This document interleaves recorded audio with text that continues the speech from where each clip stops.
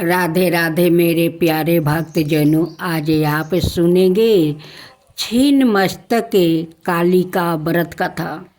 गुप्त नवरात्रि में विद्या की 10 महादेवियों की पूजा उपासना की जाती है।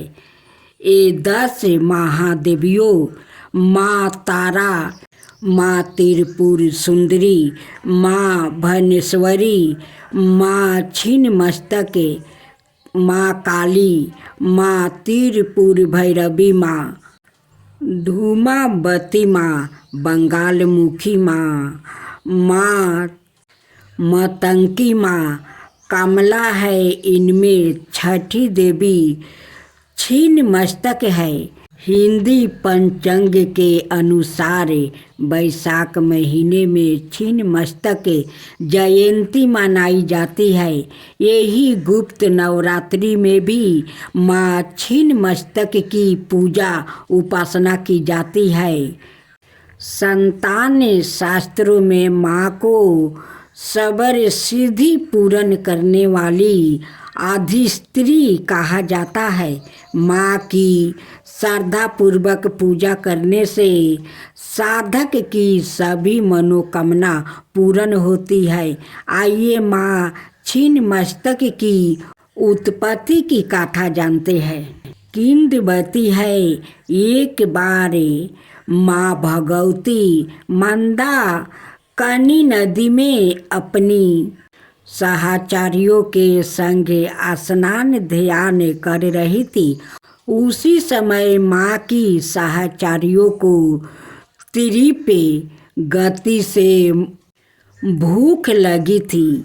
भूख की पीड़ा के चलते दोनों सहचारियों का चेहरा मलिन हो गया। जब दोनों को भोजन हेतु कुछ नहीं मिला तो उन्होंने माता से भोजन की व्यवस्था करने की याचना की। सहचारियों की मांग को सुनकर माँ बोली, हे सहचारियों, आप थोड़ा धैर्य रखो। स्नान करने के पश्चात आपके भोजन की व्यवस्था की जाएगी। हालांकि दोनों सखी तत्काल भोजन प्रबंध करने की मांग करने लगी। माँ भगवती ने तत्काल अपने खंजर से अपना सिर काट लिया। तत्क्षण माँ भगवती का काटा सिर उनके बाएं हाथ में आ गिरा। इससे रक्त की 3 धाराएं निकली। 2 धाराओं से सहचारियों आहार ग्रहण करने लगी। वही तीसरी रक्त धारा से माँ सवाए रक्त पान करने लगी। उसी समय माँ छीन मस्तक का प्रादुर्भाव हुआ। तंत्र मंत्र सीखने वाले साधकों के लिए गुप्त नवरात्रि का विशेष महत्व है। माँ की पूजा हेतु पूर्व से ही साधक तैयारियां करने लगते हैं। पूजा घर की साफ सफाई की जाती है। मंदिरों को सजाया जाता है। गुप्त नवरात्रि के 9 दिनों तक उत्साह जैसे महलों रहता है। माँ को साधकों को चिंतापूर्णी भी कहते हैं। इसका भावार्थ यह है कि माँ चिंताओं को हर लेती है। ऐसे मानता है कि माता के दरबार में सच्ची श्रद्धा और भक्ति से जाने वाले भक्तों की मनोकामना अवश्य पूर्ण होती है। अब सुने माँ दुर्गा की कथा। एक बार बृहस्पति जी और वर्मा जी की बीच संबंध हो रहा था। इस दौरान बृहस्पति जी ने वर्मा जी से नवरात्रि व्रत के महात्म्य और फल के बारे में पूछा।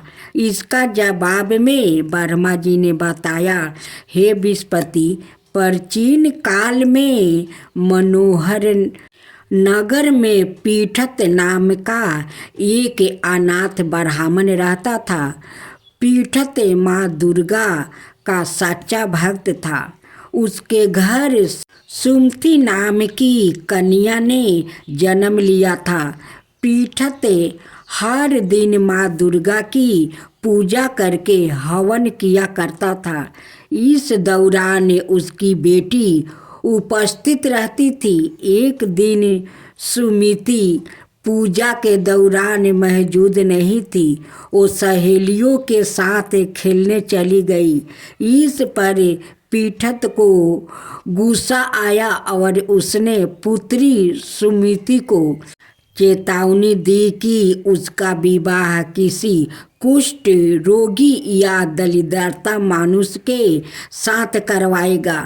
पिता की यह बात सुनकर सुमिति आहत हुई और उसने कहा, हे पिता, आपकी जैसी इच्छा हो वैसा ही करो।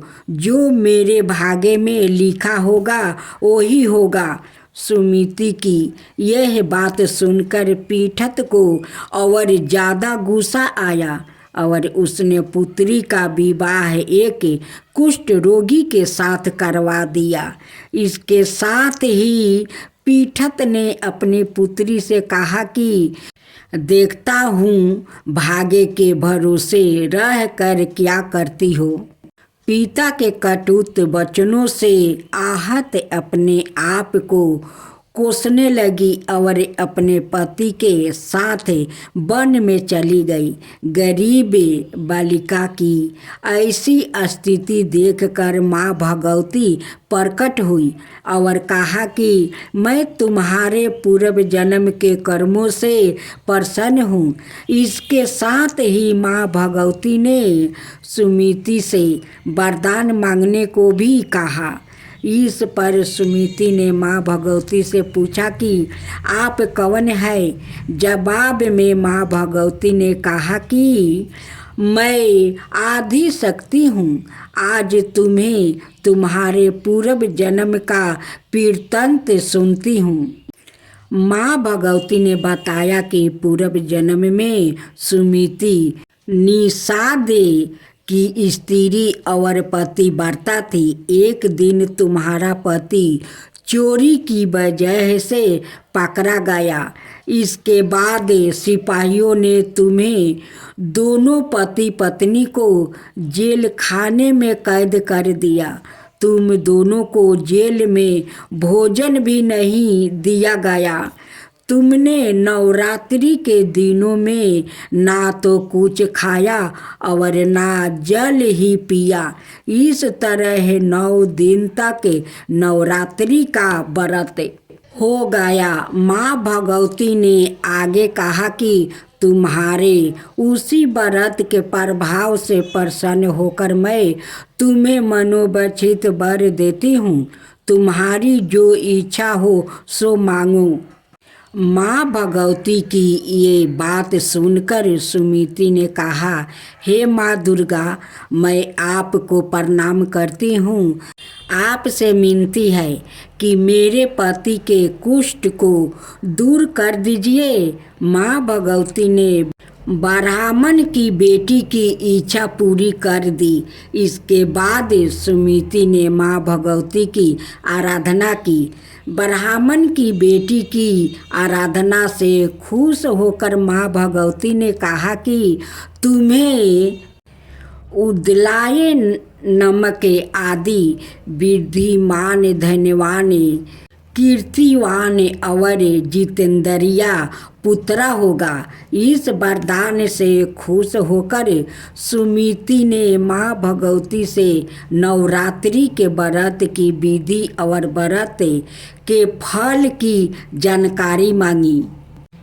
इस पर माँ भगवती ने बताया कि चैत्र या आश्विन मास के शुक्ल पक्ष की प्रतिपाद तिथि से 9 दिन तक व्रत रहे। अगर व्रत नहीं रख सकते हैं तो एक समय का भोजन करें। घट स्थापना करने के बाद मटिका बनाकर उसको हमेशा जल से सींचना चाहिए। विधि अनुसार पूजा करने के बाद पुष्प से अर्घ देना चाहिए। इस दौरान घी, गेहूँ, शहद, खांड, जौ, तिल, बेल, नारियल, कदम्ब और दाक से हवन करे। गेहूं के हवन से लक्ष्मी की प्राप्ति होती है। खीर और संचापा के पुष्प से धन की और बेल के पत्तों से तेज और सुख मिलता है। माँ भगवती ने बताया कि बिजोरा के फल से अर्घ देने से रूप की प्राप्ति होती है। जाया फल से अर्घ देने पर कीर्ति और जो इंसान आंवले से अर्घ देता है उससे सुख की प्राप्ति होती है। इसी तरह केले से अर्घ देने वाले को आभूषणों की प्राप्ति होती है। इस विधि विधान से होम कर यज्ञ की सिद्धि के लिए आचार्य को दक्षिणा दे। माँ भगवती ने बताया कि इन 9 दिनों में जो कुछ दान आदि दिया जाता है उसका करोड़ों गुना फल मिलता है। ब्राह्मण की बेटी को विधि और फल बताने के बाद माँ भगवती अंतर्ध्यान हो गई। सुबह दैनिक क्रिया से निवृत्त होकर स्नान कर ले। इसके बाद मंदिर या घर पर ही नवरात्रि में माँ दुर्गा का ध्यान करके यह गाथा कहनी चाहिए। यह व्रत कन्याओं के लिए विशेष लाभदायक है। अब सुने दुर्गा देवी की कथा। देवी भगवत महात्म्य। ऋत्विक मुनि बड़े ही विलक्षण बुद्धि वाले थे। रेवती का चौथा चरण ऋत्विक मुनि बड़े ही विलक्षण चरण गुंडान होता है। इस काल में जन्म लेने के कारण उनका पुत्र अति दुराचारी बन गया और इस कारण बस ऋत्विक मुनि को बहुत ही दुख और कष्ट सहने पड़े थे। जब उन्हें इस बात का पता चला कि रेवती के चौथा चरण में उत्पन्न होने के कारण उनका पुत्र दुराचारी हुआ है तो उन्होंने क्रोध में रेवती को निछत्तर मंगल से गिर जाने का श्राप दे दिया था। बाद में भगवती दुर्गा की आराधना करके अपने सारे दुख और कष्टों से ऋत्विक मुनि मुक्ति पा सके। ऋत्विक मुनि के श्राप के कारण रेवती निछत्तर का तेज कुमुदगिरी पर गिरा। उस तेज से एक कन्या उत्पन्न हुई। परामुच ऋषि ने बालिका को लेकर उसका नाम रेवती नाम रखा और उस बालिका का पालन पोषण किया। विवाह योग होने पर ऋषि को यह चिंता सताने लगी, इस बालिका के योग वर कौन होगा। तब उन्होंने अग्निदेव से प्रार्थना की कि वो इसके योग वर का नाम बताए। अग्निदेव ने कहा कि राजा दुर्दम इसके योग वर है। उसी समय देव बस दुर्दम राजा मुनि के आश्रम पर आ गया और उन्हें देखकर मुनि को अति हर्ष हो गया। मुनि ने राजा से अपनी कन्या को स्वीकार करने का आग्रह किया। उसके लिए राजा भी मान गया। मुनि की पुत्री रेवती ने यह हठ किया कि उनका विवाह रेवती निछत्तर में ही संभव हो, किंतु मुनि कहा पुत्री रेवती निछत्तर तो आकाश से गिर गया है, उसमें तुम्हारा विवाह कैसे संभव है। पुत्री ने कहा कि यदि ऋत्विक ऋषि अपने तपोबल से श्राप देकर रेवती नक्षत्र को भूमि पर गिरा सकते हैं तो क्या आप अपने तपोबल से उसे पुनः स्थापित नहीं कर सकते? पुत्री की यह बात सुनकर मुनि ने रेवती नक्षत्र को आकाश में स्थापित कर दिया। बाद में राजा दुर्दब्य से कहा, महाराज, यदि कुछ पाने की इच्छा हो तो हमें बताइए, मैं उस पुण्य करने का प्रयत्न अवश्य करूँगा। मुनि की बात सुनकर राजा कहने लगे, मुनिवर, मैं सवाए भू मनु के वंश में उत्पन्न हुआ हूँ, इसलिए मेरी इच्छा है कि मैं मनवंतर का स्वामी हो, ऐसा पुत्र प्राप्ति हो। परामुच ऋषि ने कहा, राजन, आप अपनी इस इच्छा की पूर्ति के लिए भगवती दुर्गा की आराधना कीजिए और देवी भगवती पुराण का स्मरण कीजिए, इससे आपकी इच्छा पूर्ति हो जाएगी। तत्पश्चात राजा ने मुनि की पुत्री रेवती से विवाह किया और अपने राज्य को लौट आया। कुछ समय बाद लोमस ऋषि उनके राज्य को पधारे। तब राजा ने लोमस ऋषि से प्रार्थना की कि वो उन्हें मनवंतर के स्वामी बनाने वाला पुत्र पाने के लिए श्रीमद देवी भागवत का श्रवण कराए। तब महर्षि लोमस ने अति प्रसन्न होकर कहा, महाराज, तुम धन्य हो जो भगवती में भक्ति रखने वाली यह बुद्धि तुमने पाली है। बाद में महाराज को उनकी पत्नी रेवती की सहित श्रीमद देवी भागवत का कथन सुनाया। राजा ने इस अवसर पर अनेक ब्राह्मणों को भोजन कराया और उन्हें दान में अनेक अमूल्य वस्तु और आभूषण भी दिया। कुछ समय बाद देवी रेवती ने गर्भ धारण किया और उन्होंने एक पुत्र उत्पन्न किया जिसका नाम रखा गया रेवत, जो आगे चलकर ब्रह्मा के आदेश से मनवंतर के स्वामी हो गया था। रेवत के माता पिता की श्रीमद देवी भागवत सौरन मात्रा से ही वो मनवंतर की स्वामी हुआ था। भगवान शिव और उनके परिवार से भला कौन परिचित नहीं है। बहुत कम लोग जानते हैं कि शिव जी की एक बहन भी थी। जाने क्या है उनके जन्म की कहानी और कैसे थे देवी पार्वती से उनके संबंध। शास्त्रों के मुताबिक इनके संबंध में धर्म ग्रंथों में ज़्यादा नहीं बताया गया है।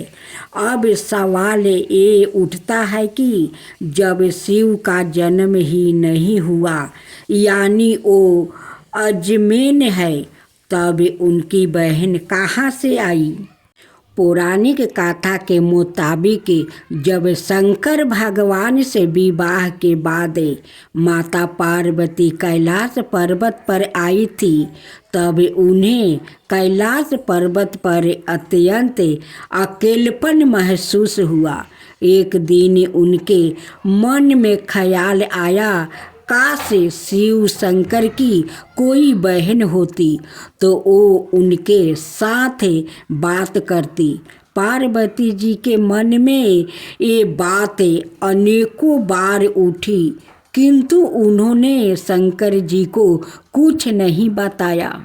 हालांकि माता पार्वती को परेशान देख एक बार भोलेनाथ ने पूछा भी था कि कैलाश में कोई समस्या है तो मुझे बताओ देवी, लेकिन भगवान भोलेनाथ तो अंतर्यामी ठहरे। उन्होंने पार्वती जी के मन की बात जान ली। माता पार्वती समझ गई कि शिव शंकर ने उनके दिल की बात जान लिया है। वो बोली, अगर आप मेरे मन की बात जान ही गए हैं तो भी आप मेरी इच्छा पूर्ण नहीं कर सकते। भगवान शिव शंकर मुस्कुराए और बोले, मैं तुम्हें ननद तो लाकर दे दूं, लेकिन क्या आप उसके साथ निभा पाएगी? इसके बाद शंकर जी ने अपनी माया से एक देवी को उत्पन्न किया। हालांकि उनका रूप बड़ा विचित्र था। वो बहुत मोटी थी और उनके पैरों में काफ़ी दरारें थी। शिव ने उनका नाम आसवारी देवी रखा। माता पार्वती अपनी ननद को देखकर काफ़ी खुश हुई। इस तरह माता पार्वती को ननद भी मिल गई। माता पार्वती ने सवारी देवी को स्नान करवाया और फिर भोजन पर आमंत्रित किया। लेकिन सवारी देवी ने जब खाना शुरू किया तो माता पार्वती के सारे भंडार खाली हो गया। महादेव और अनाए कैलाश वासियों के लिए कुछ भी शेष ना रहा।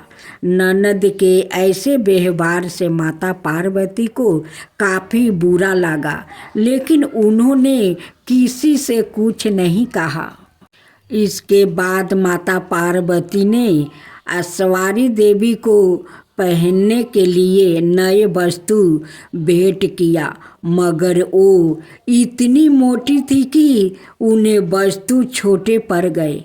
इसके बाद माता पार्वती दूसरे वस्तु लेने गई तो सवारी देवी ने अपनी भाभी के साथ मजाक करना शुरू कर दिया। ननद सवारी देवी ने हंसी ठिठोली करते हुए अपनी भाभी को अपने पैरों की दरारों में छुपा लिया। पार्वती जी के लिए दरारों में सांस लेना भी मुश्किल हो गया। उसी समय उधर से शंकर जी माता पार्वती को खोजते हुए आ गया और सवारी देवी से बोले, आपको मालूम है पार्वती कहाँ है? सवारी देवी ने शरारत भरे शब्दों में कहा, मुझे क्या मालूम कहाँ है भाभी? तभी शिव शंकर समझ गया कि सवारी देवी कोई शरारत कर रही है। उन्होंने कहा, सत्य बोलो, मैं जानता हूँ तुम झूठ बोल रही हो। सवारी देवी जोर जोर से हंसने लगी और जोर से अपना पैर जमीन पर पटक दिया। तभी पैर की दरारों में दबी माता पार्वती झटके के साथ बाहर आ गई। ननद के इस व्यवहार से माता पार्वती का मन बहुत ज़्यादा दुखी हुआ। वो गुस्से में भगवान भोलेनाथ से बोली, आपकी विशेष कृपा होगी अगर आप अपनी बहन को ससुराल भेज दे।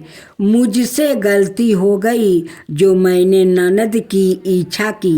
भगवान भोलेनाथ समझ गया कि भाभी ननद में बहुत पटने वाली नहीं है। इसके बाद उन्होंने सवारी देवी को कैलाश पर्वत से विदा कर दिया।